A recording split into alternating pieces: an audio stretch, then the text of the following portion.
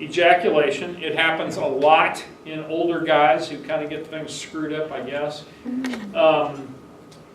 It apparently doesn't feel very good when it blasts up into the bladder, and it doesn't make an external appearance either, so that probably confuses everybody.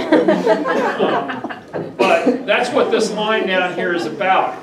You see, only I could add all of that additional information. Otherwise, we'd read that and say sympathetic contraction of the urinary bladder and the internal urethral sphincter occur to prevent passage of semen up into the bladder. That's boring. Your version. And that would be boring, right? So you gotta say what it really means. And that's what it really means, and it's a really big deal in a lot of older guys.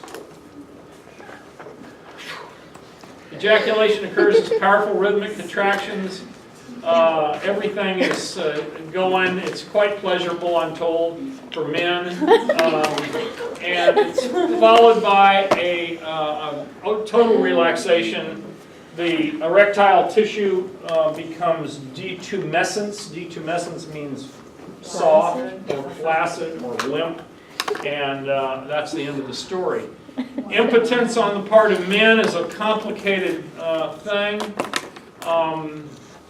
And it's usually caused by the lack of the ability to maintain an erection. Oftentimes it is caused by blood flow problems. Psychological factors is a really big deal. But I think as we've learned more and more about it, and as the pharmaceutical industry came up with the wonder drug Viagra, enabled men who hadn't had erections in years and years to have erections, it really solved a lot of these problems. And it helped a lot of people who weren't just having total lack of sexual ability, but it was helping those who had a little bit of trouble. And it gave them more confidence, made their life better. And it made the companies a lot of money. Female sexual arousal is the same sort of thing. It also is caused by parasympathetic activation at first. Rest and digest, let's have a little sex, right? Engorgement of the erectile tissues alongside the vagina. Increased secretion of all of the greater glands down here. And you guys have all heard the expression, oh, she was just really wet. Well, there you go. There's where that comes from, right there.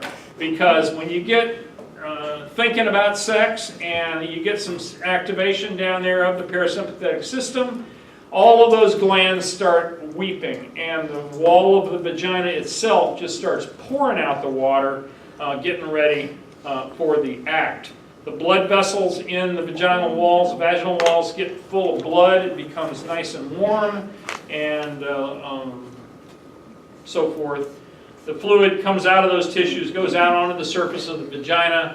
Female orgasm is pretty much like men, except it's much more repeatable than in men.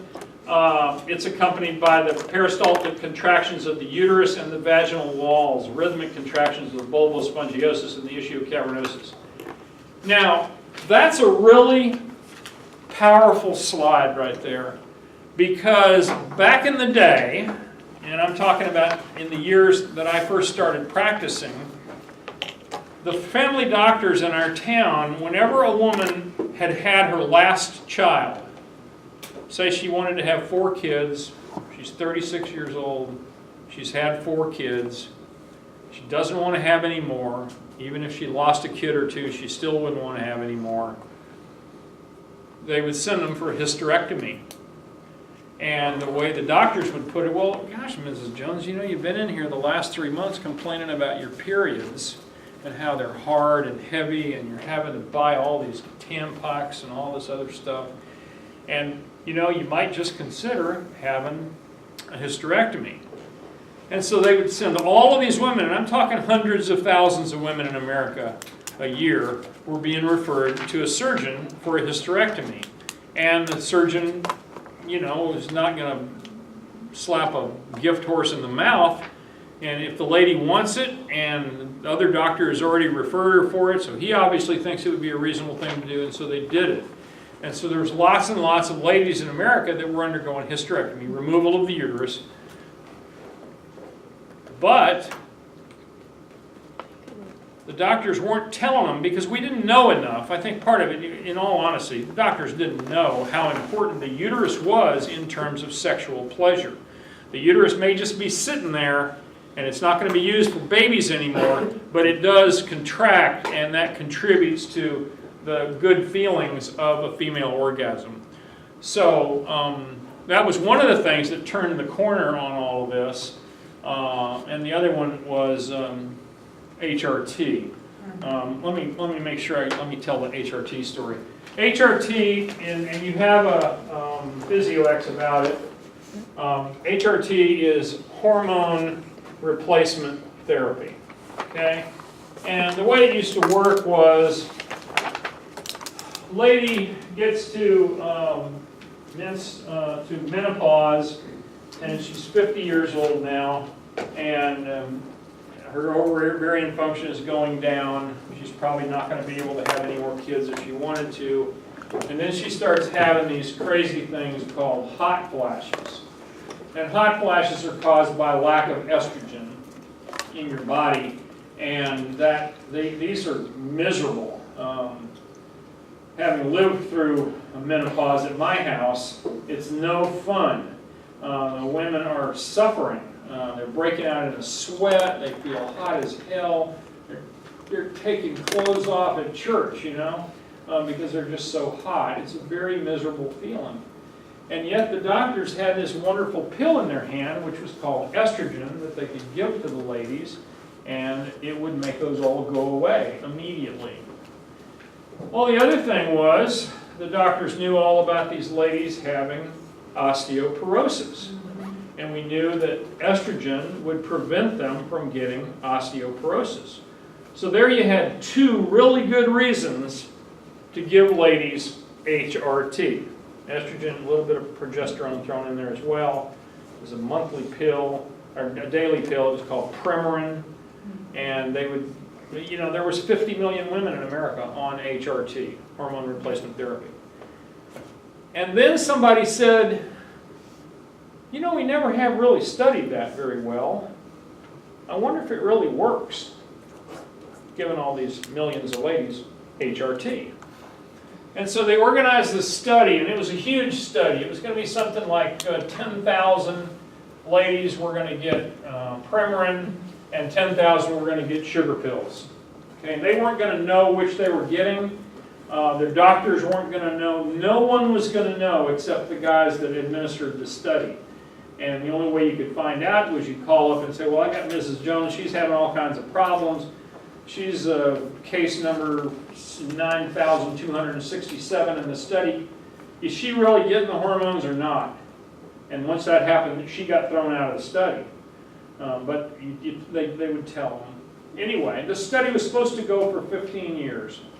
After 3 years, the researchers, every time somebody would die, anytime someone would have a major event in their medical life, a report would go to the researchers. And after 3 years, they said, holy smokes, we are killing millions of ladies. We thought we were preventing them from having hot flashes. We thought we were preventing them from getting weak bones and osteoporosis, but we are killing them. What do you mean? They're dying of heart attacks, they're dying of high blood pressure, they're dying of strokes, and they're dying of uterine cancer if they still have their uterus in. Because of the estrogen influence on their uterus, it's causing them to get uterine cancer.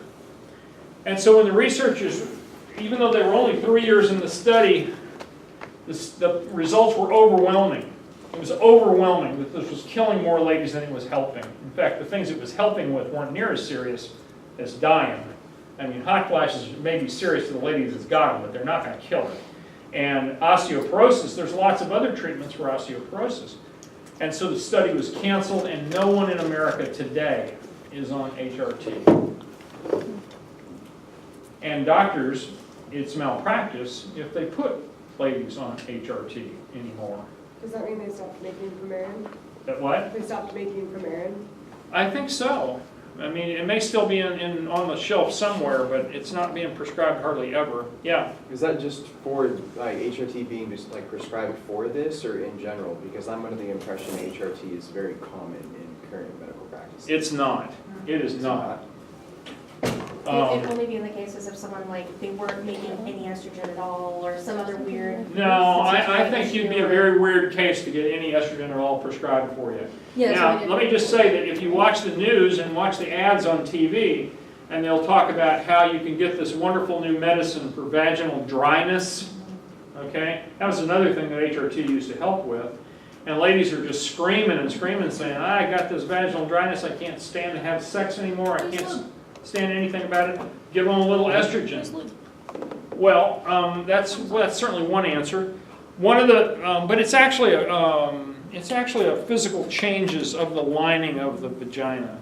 And so now they've come out with a drug that is an incredibly tiny, tiny, tiny amount of estrogen in it. It's in a cream.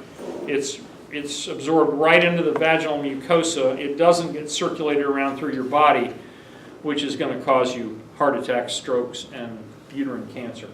So, you know, it's starting, they're finding ways that ladies can get treated for the things the symptoms they're having if they're really serious, but only with very tiny, tiny, minuscule doses that don't even circulate systemically. And you know now that if you're getting older, you need to be lifting weights. You need to be doing weight exercise to increase the strength of your bones. You need to be taking vitamin D pills. You need to be drinking lots of milk. And you need to be exercising, get out walking, as well as doing resistance, which is weight exercise. Yes?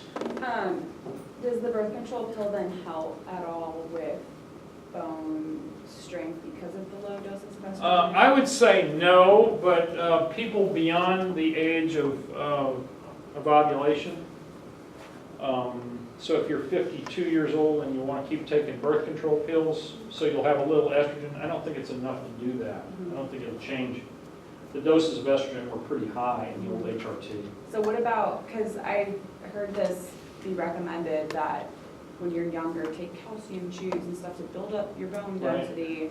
But if you're taking like the pill, isn't that kind of doing the same thing? I wouldn't count on it because the dose in the pills is very, very low. The dose in the pills is just enough to mess up that gonadotropin releasing hormone burst that causes ovulation. That's all the birth control pills do, is they interrupt that burst so that you don't ovulate.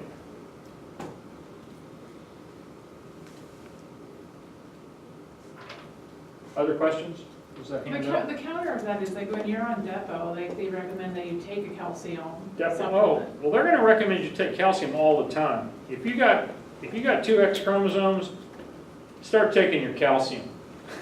It's still the best thing you can do for osteoporosis at any age. Yes, Miss Berg. So would you take calcium pill on top of your daily vitamin that you only Yeah, recommend? I would. Okay. Yeah, if you're female, don't take 17 times the normal dose. But yeah. But don't they give birth control for medicine too? My daughter has to take it actually for a medicine. It's not for birth control. It's actually for Right. medicine. But she's a daughter. She's still under age 50. No, well, When we're talking HRT, we're talking people over the age of 50. Yeah, it's a different ballgame in younger people. STDs, I could tell you lots of good stories about these things. It's really a hard deal for healthcare providers to deal with. It's usually a problem because you have to get the sexual partners in and treat both, and nobody really wants to get that phone call. PID, pelvic inflammatory disease, is the most common. The most common bacteria involved in PID these days is chlamydia. And chlamydia is a low-grade infection, but yet it causes scarring in the tubes and can lead to lots of sterility on the part of women. And the men can be carriers. They don't even know they've got it. So the lady gets infected, she gets treated for 6 weeks, she gets over it completely, and then he gives it right back to her. So it's got to be, both of them have got to be treated. And that's a hard thing to do.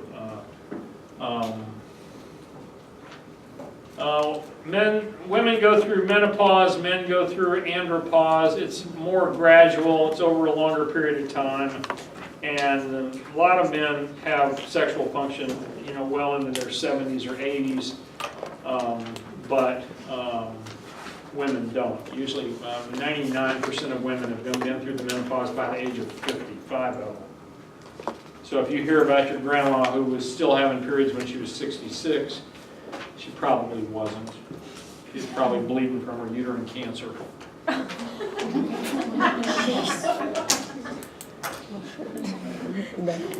Hashtag true. Hashtag true.